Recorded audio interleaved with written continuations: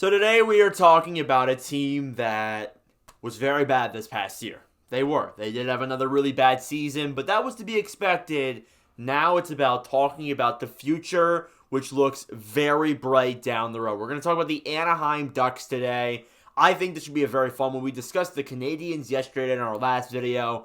I think Anaheim's going to be a good follow-up from that because I don't want to say they're the Western Conference Montreal Canadiens, but they are more or less similar to the Canadiens in the sense that they will be good around the same time as Montreal is with a very exciting young core. So starting off here, they finished third worst in 23-24. The only teams that were worse than them were the San Jose Sharks and the Chicago Blackhawks. So obviously they really weren't too far below the pipeline, but they did get a high draft pick. They selected Beckett Seneca with that selection, and they also got Stan Solberg later on in the draft, which was a very solid defenseman pick.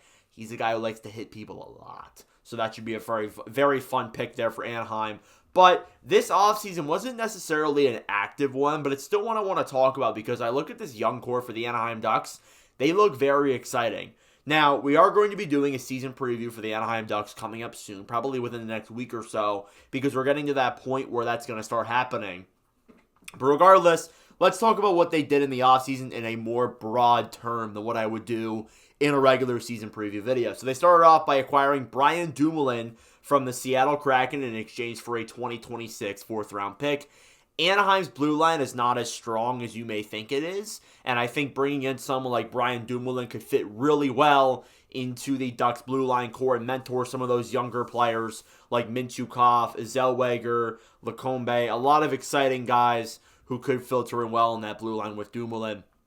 They also made a trade acquiring Robbie Fabry and a 2025 fourth-round pick from the Detroit Red Wings in exchange for goaltending prospect Alexander Gage. I don't know a lot about Gage, but I do know that Fabry could fit in well as a good bottom six forward on this Anaheim Ducks team. Maybe even make that top six, to be honest with you.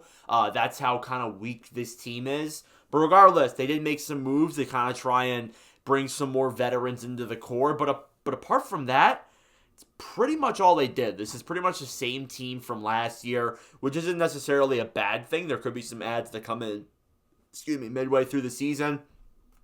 But at least, besides those two ads, it's basically the same roster. So you start off here with some re-signings and some other signings they made as well. They re-signed Jackson Lacombe to a 2-year, $925K deal. Good contract for a guy who is one of your younger defenders. They signed Urho Vakakainen to a 1-year, $1.1 million contract.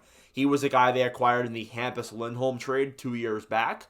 Still has been a solid defenseman for them, good second pairing guy. They also re-signed Brett Leason to a 1-year, $1.05 million deal. Leason, I think, looks like a very solid fourth line guy. He's not really that much. Then they made some also signings too. Now, they didn't really bring in anyone of significance. The only guy that I have written down here is Jansen Harkins on a 2-year, $775K deal. That's not a bad ad necessarily. Harkins is a good ad to be on your depth or like a fourth line center. But regardless, he's not going to be that much to the team outside of that.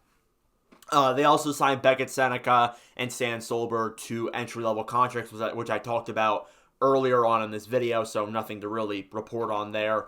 They are two very solid prospects. Again, Seneca was a little bit of a surprise at that point in the draft, but it was still a good selection by the Anaheim Ducks.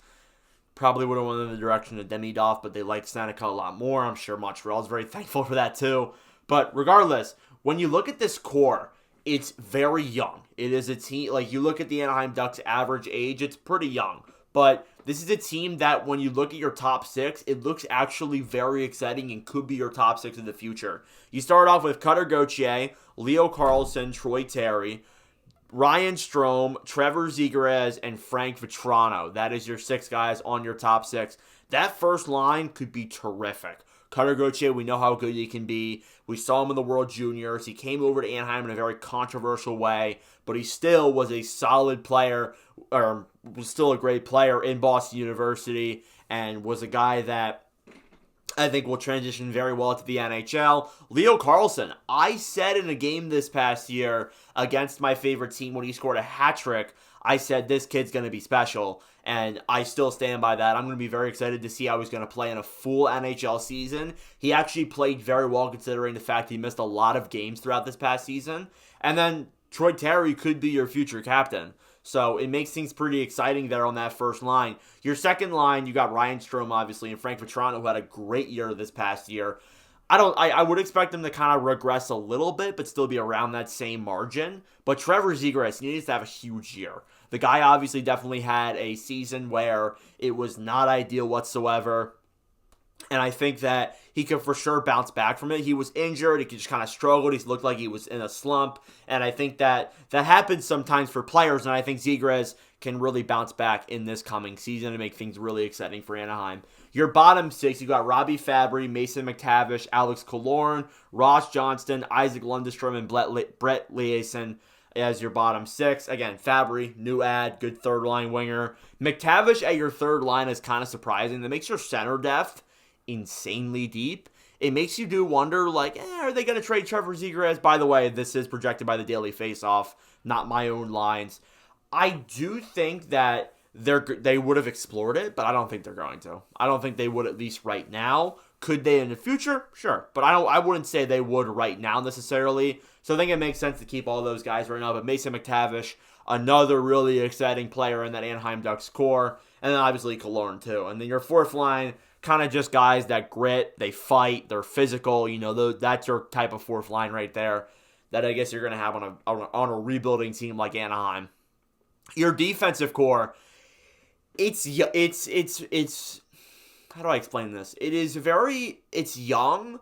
It's also very underdeveloped. You do have some veterans on here, but honestly, it's very underdeveloped. So you got Brian Dumoulin, Cam Fowler, your first pairing, Urho Vakahainen and Radko Gudas as your second pairing, and then Pavel Mintyukov and Jackson Lacombe as your third pairing. Again, I would expect Olin Zellweger to fit in those pairings.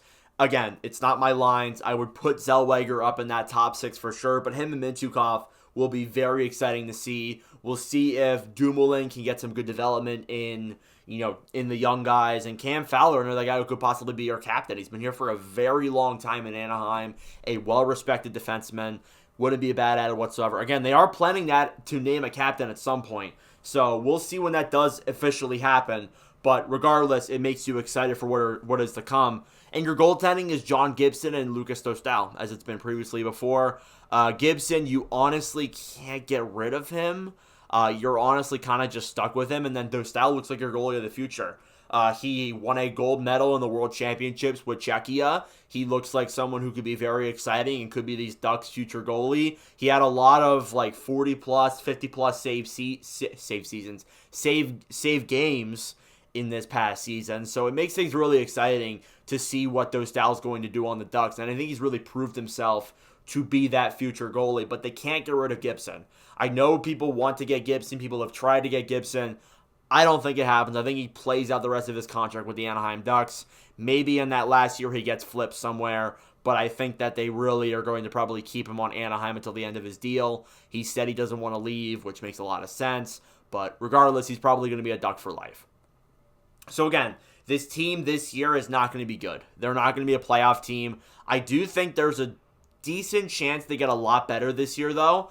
They probably won't be bottom 3. They probably won't be bottom 5. I think they really could improve this coming season, and I think that it'd be very exciting to watch this Anaheim Ducks team play. You're going to see a lot of goals, a lot of scoring from these young players. They're still going to be bad. They're still not going to be one of the better teams in the NHL, but they are young, and they're going to be fun to watch this coming year. And they look to me like one of those teams that makes me really excited for the future. So let me know your thoughts in the comment section down below on the Anaheim Ducks. Thank you all very much for watching. I know I'm in a different setup. I am away visiting family for the next 2 days, so won't be here for that long. But regardless, thank you all for watching, and I'll see you guys in the next video. Adios.